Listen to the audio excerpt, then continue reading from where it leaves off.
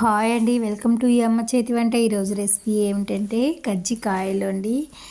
కజ్జికాయలు అంటే బెల్లంతో చేసిన కజ్జికాయలు అండి. ఇవి చాలా అంటే సింపుల్గా చేసుకుంటే ఒకే 10 నిమిషాల్లో అయితే చేసుకోవచ్చు. మనం ఇంట్లో ఏదైతే తినడానికి స్నాక్స్ ఇలాంటివి చేస్తే ఇంట్లో పిల్లలు అయితే ఒక్కటి కూడా పెట్టరు, అప్పటికప్పుడే తినేస్తారు. మా ఇంట్లో అయితే అంత టేస్టీగా ఉంటాయి. ఈరోజు మా పాప అయితే ఈ రెసిపీని అయితే చేసుకుంటా ఉంది. చాలా అంటే చాలా సూపర్గా చేస్తుంది, నాకంటే బాగా చేస్తుంది. నేనైతే ఇక్కడ 1 కప్పు పల్లీలు అయితే వేయించుకున్నాను. ఒక పల్లీలకైతే 1/2 కేజీ గోధుమ పిండితో అయితే హెల్తీగా ఉంటుంది కాబట్టి గోధుమ పిండి అయితే బాగా చపాతీ పిండిలాగా అయితే బాగా కలుపు అయితే ఉంచుకోవాలి.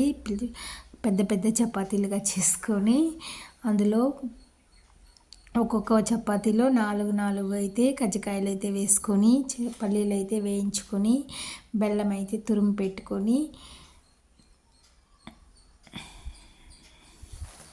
మిక్సీకి వేసుకుంటే మనకు లోపల పూర్ణం అయితే రెడీగా ఉంటుంది. అందరూ ఈ కజ్జికాయలు అయితే రవ్వ పెట్టి చేస్తుంటారు, కానీ రవ్వ పెట్టేదానికంటే కూడా ఈ వేరుశెనగ గింజలు బెల్లము పూర్ణంగా పెడితే చాలా అంటే చాలా సూపర్ టేస్టీగా ఉంటుంది.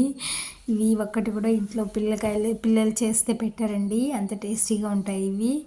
ఈరోజు అయితే అవి అయితే చేసుకుంటూ ఉంటారు. ఆఖరి మధ్యాహ్నము స్నాక్స్కి లంచ్ అయినాక స్నాక్స్ కావాలి అట్టని చెప్పేసి అయితే చేసుకున్నారు. చాలా అంటే చాలా సూపర్ టేస్టీగా ఉంటాయి.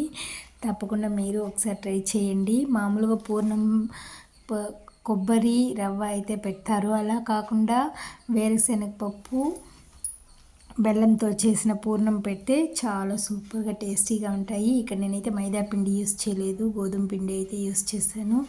పెద్ద చపాతీగా రుద్దుకొని దాన్ని 1 కప్పుతో రౌండ్గా చేసుకొని అందులో అయితే వేసుకుంటే మనకి ఎక్కువ కజ్జికాయలు వస్తాయి. చాలా బాగా కాలుతుంది, ఎక్కువగా వస్తాయి, చాలా సూపర్ టేస్టీగా కూడా ఉంటాయి.